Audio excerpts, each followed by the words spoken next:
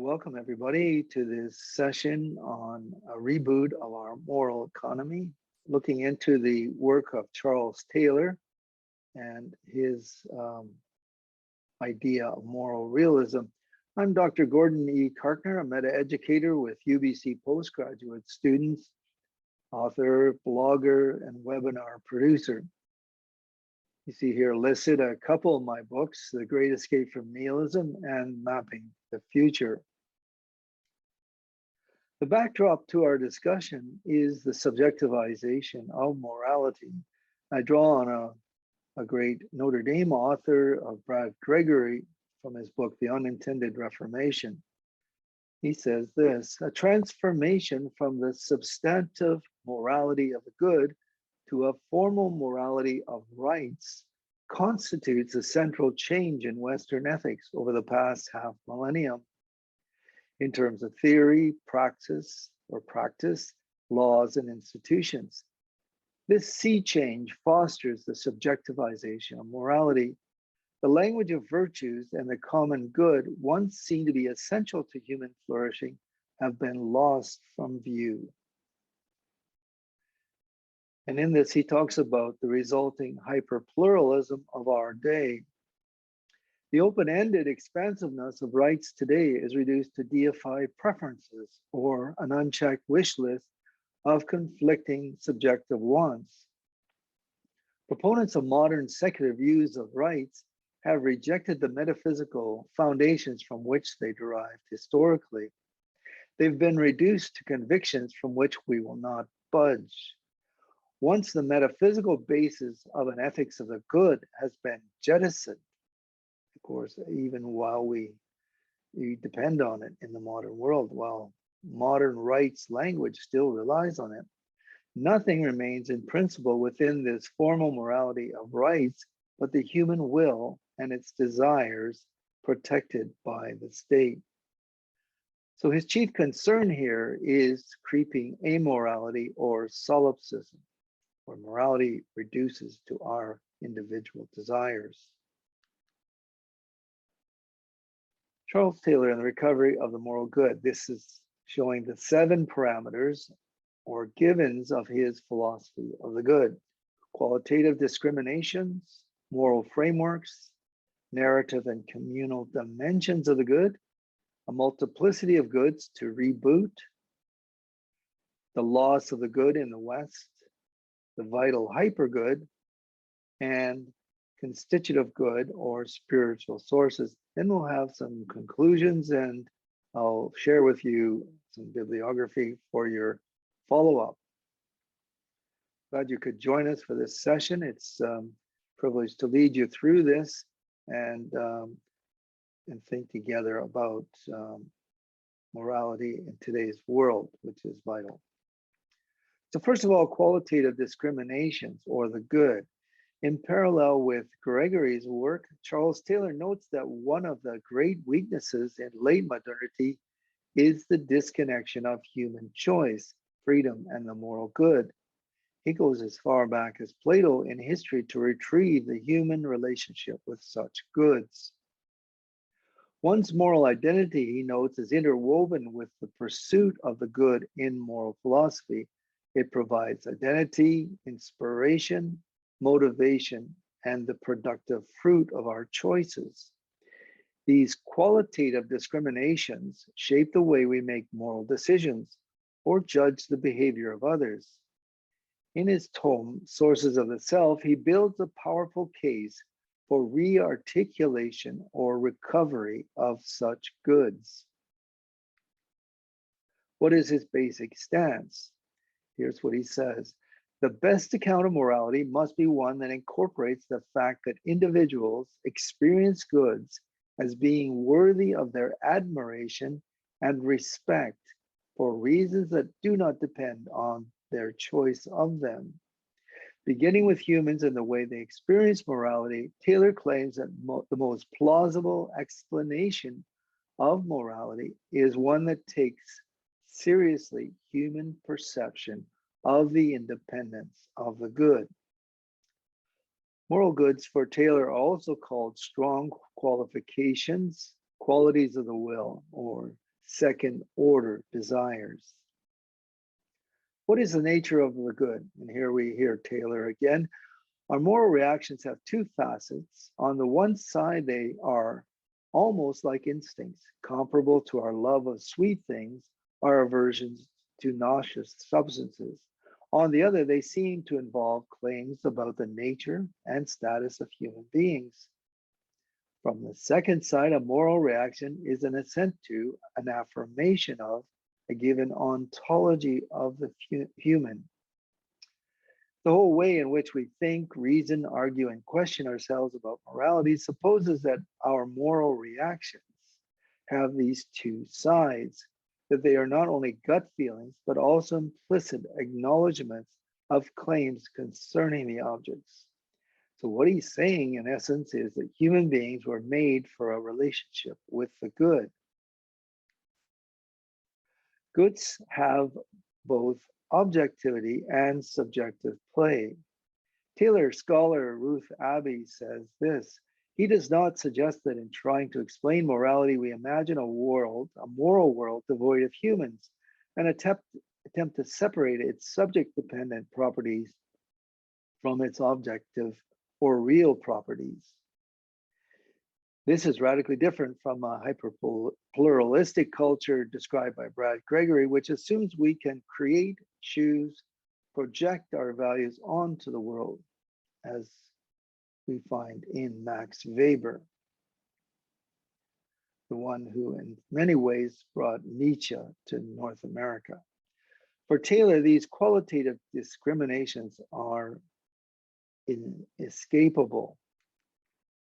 The second category that we need to talk about is moral frameworks. Taylor again, I want to defend the strong thesis that doing without moral frameworks is utterly impossible for us. Otherwise put, that the horizons within which we live our lives and which make sense of them have to include these strong qualitative discriminations.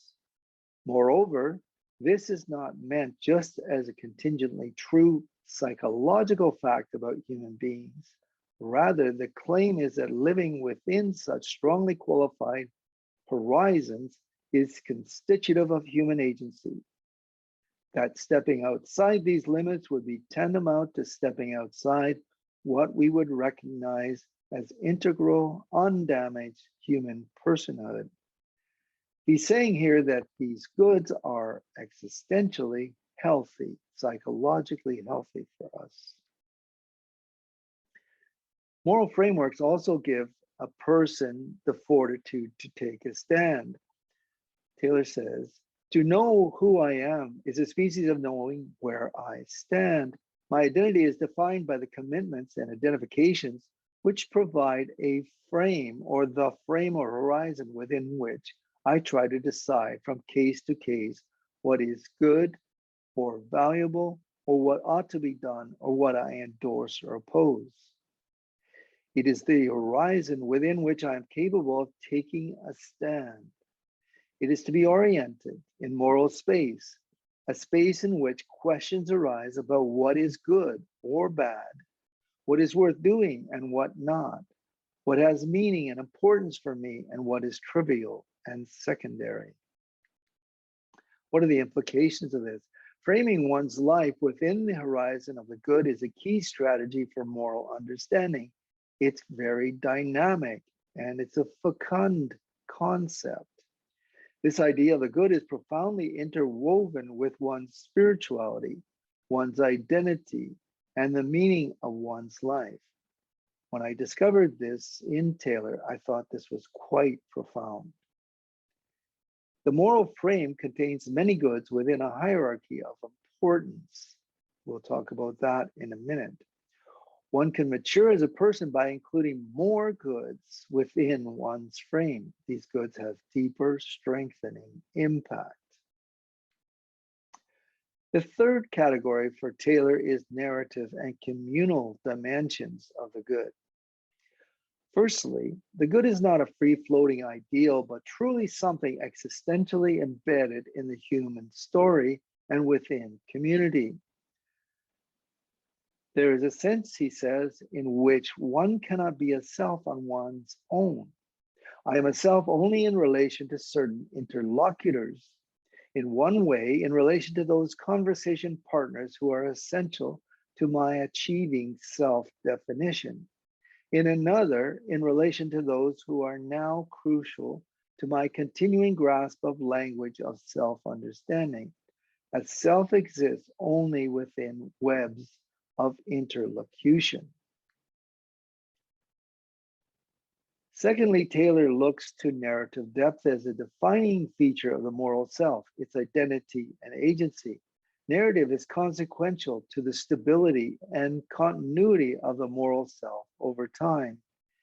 It appears in the shape of a personal quest, as Alistair McIntyre talks about, or a telos. This continuity of the self is a necessary part of a life lived well in moral space. It is something embodied or embedded, that is, carried in one's story and the story of one's community. Here's Taylor again.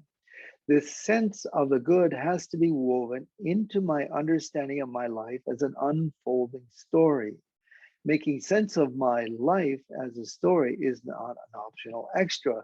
There is a space of questions which only a coherent narrative can answer.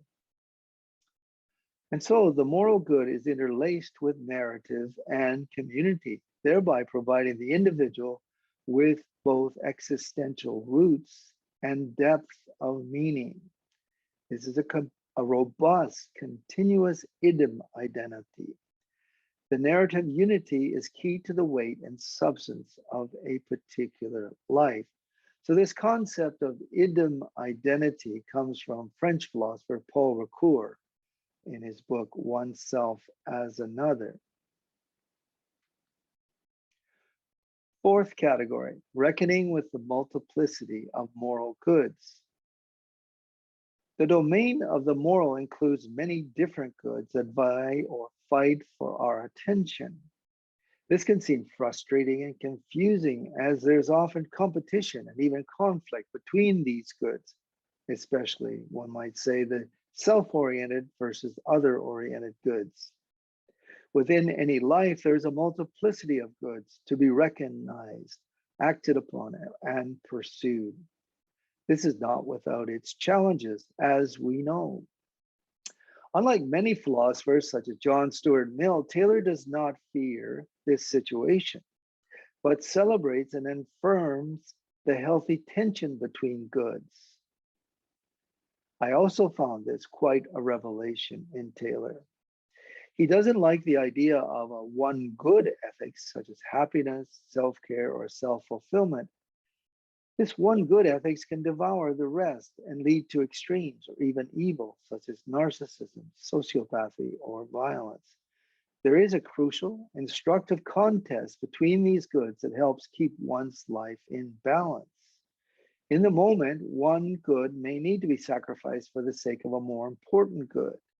But this is not to eliminate the one sacrifice from future moral play. That's very important.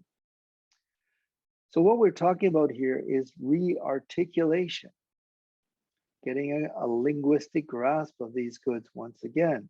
Re-articulation of these culturally buried goods can revivify them, bring them to life for moral discourse, empower the moral health of individuals and society.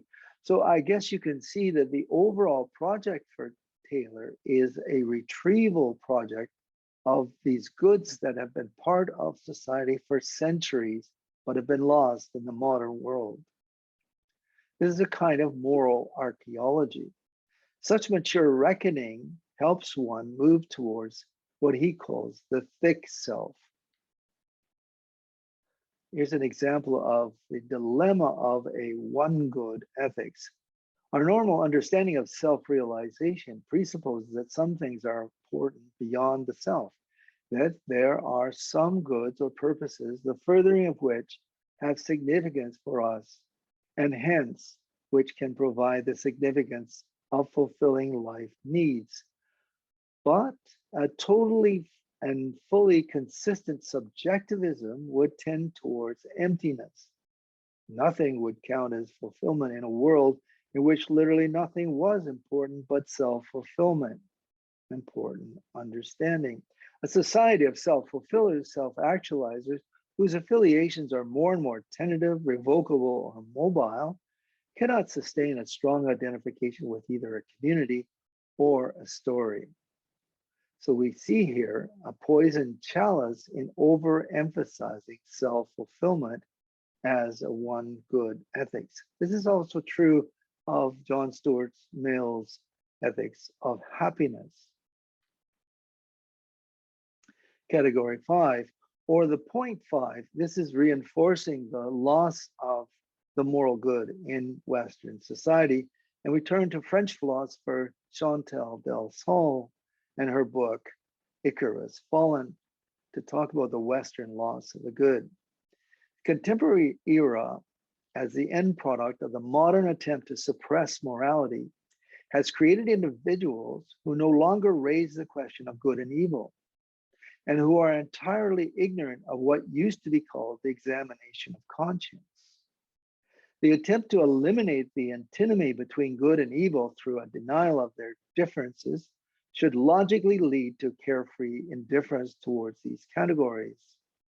Modernity has replaced the objective category of the good with what it calls values. That is a smattering of subjective goods, each of which derives from individual judgment. By their subjectivity, values spell the death of the good, even if language confers upon them the majesty of the defunct good.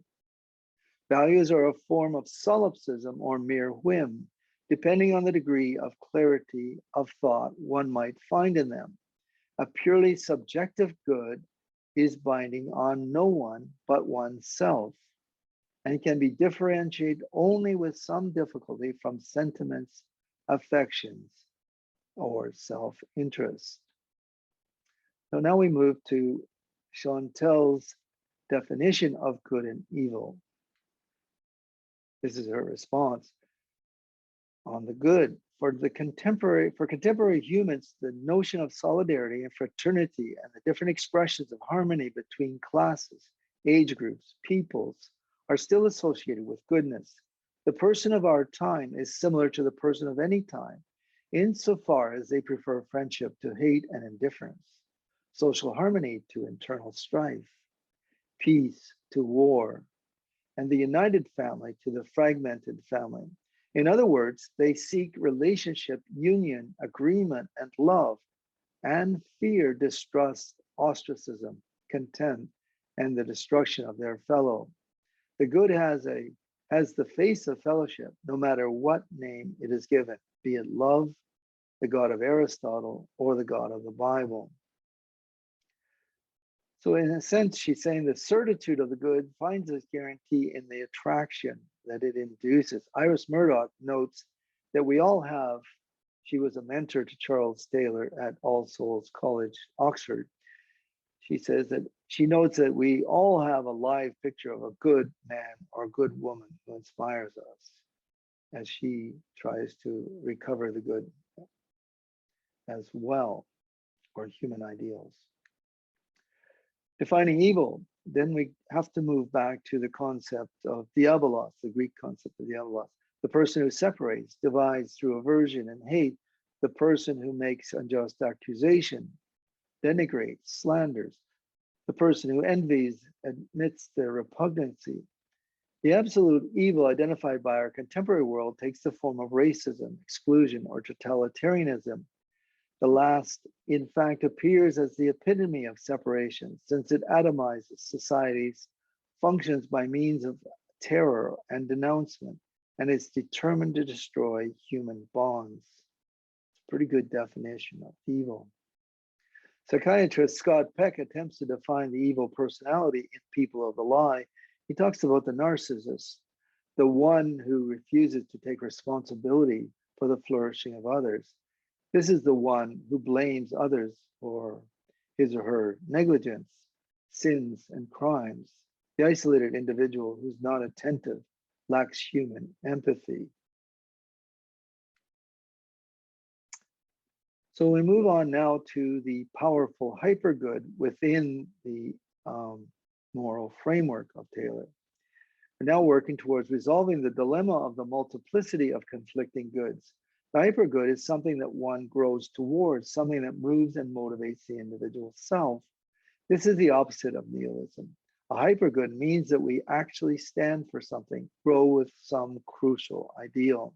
It offers a foundation for normativity, and it can shape a whole community. For example, people known for their hospitality and generosity, care for the homeless and refugees. So let's define that.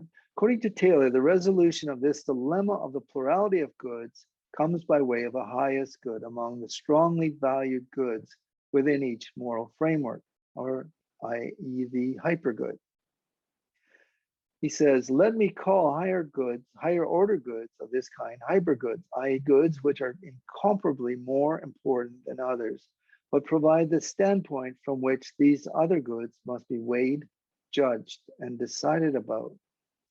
The hypergood has preeminent priority, offers discernment.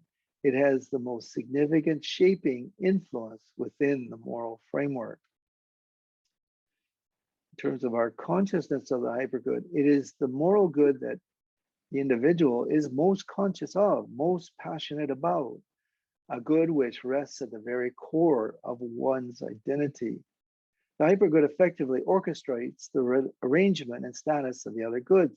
It interprets their priority and their moral play. This preeminent good grounds and directs one's overall moral beliefs, goals, and aspirations. It works hard to define and give shape to one's entire moral framework and identity. To be alienated from or disillusioned with one's hypergood would produce an existential identity crisis. That's how important the hypergood is to our sense of self. Taylor says our acceptance of a hypergood is connected in a complex way with our being moved by it. So you see the relationship between the objective nature of the good and the subjective involvement with the good. They are intertwined. I think that's brilliant insight on Taylor's part. Here are a couple of pertinent examples. Three dominant Western hypergoods or culture drivers are A, universal justice and reduction of human suffering. B, self-determining freedom. That would be more the concept in Foucault. And C, the affirmation of everyday life or equal respect, which is basically essential to democracy. But also, God's love is one active contemporary source of the good, the love of which has empowered people to do the good and exemplify the good in their character, social life, and politics. Taylor suggests that in order to avoid nihilism, there is a possible transcendent turn to agape. This he shows later in his book, Sources of the Self. To avoid the extremes of self-hatred, guilt, and shame on the one hand, alternatively, it is the extreme of hating morality as such, or spiritual lobotomy. He says this, the only way to escape fully the draw towards violence lies somewhere in the turn to transcendence, that is, through a full-hearted love of some good beyond life. There's a whole discourse here in his understanding of the transcendent turn to agape love. He draws some very interesting insights from Fyodor Dostoevsky's book, Brothers Karamazov.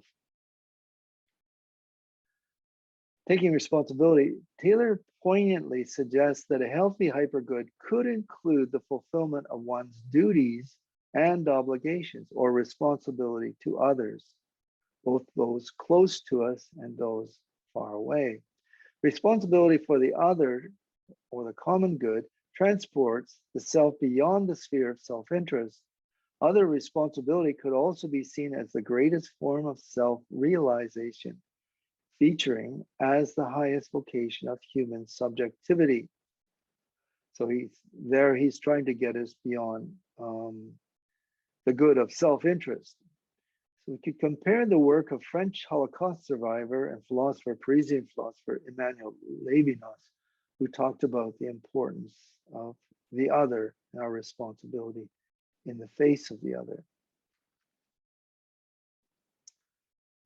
Now, our final category is moral sources, or the constitutive good. This is a profound aspect of his whole philosophy of the good. Life goods make life worth living or meaningful, or they champion the virtues such as justice, reason, piety, courage, freedom, moderation, respect, benevolence, honesty. Moral sources are motivational, inspirational goods.